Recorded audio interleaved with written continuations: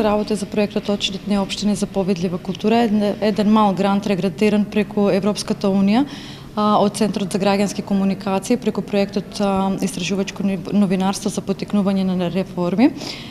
Значи, во текот на овие 6 месеци направивме една сеопфатна анализа на југоисточниот дел од Македонија за како преку општините, значи, се финансира културата.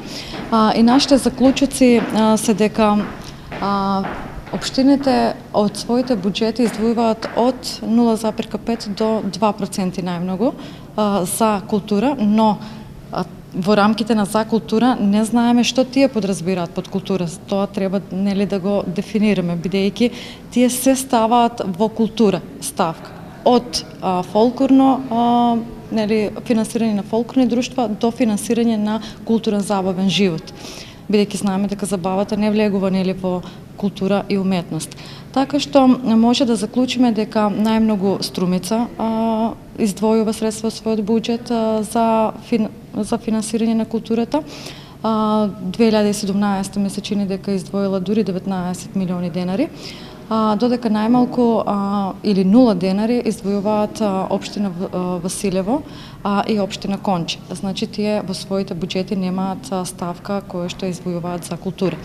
И сега друг заклучок е дека општините ретко генерираат средства од европски фондови или од други фондови кои што по пат на донации ги инвестираат повторно во културата. Тука предничи најмногу Босилово, значи таа општина најмногу генерирала средства преку донации, дури до 5% од своите средства кои што ги добила во културата се преку донации од Европската унија, преку програничната соработка со Бугарија. Значи има изградено повеќе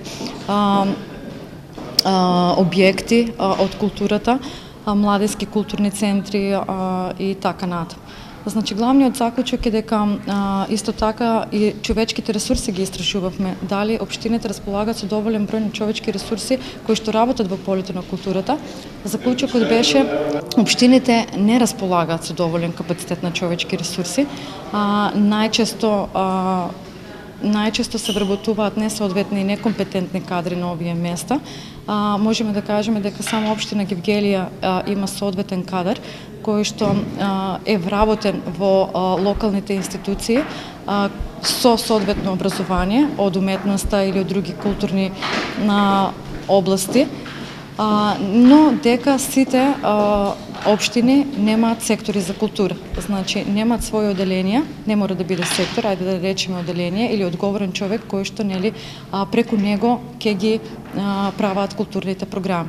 Сите општини генерално своите културни програми ги носат преку советот на општините, преку совет ги изгласуваат програмите за култура, но само општина Гевгелија има отворен конкурс кој што е наменет за организација од областта на културата. Нашата тенденција е таквите конкурси, значи да ги практикуваат и другите општини, значи конкурсите да бидат транспарентно објавени и да бидат наменети за поединци и културни организации кои што работат во полето на културата, а не преку советите на самите општини. Бидејќи преку конкурс и додека и ако има оделение кој што има луѓе кои што ја знаат работата и ја познаваат областа на културата, тие да ги или соодветна комисија да се направи, тие да ги будуваат и така да се добиваат тие средства кај културните, да одат тие средства кај културните организации и културни работници.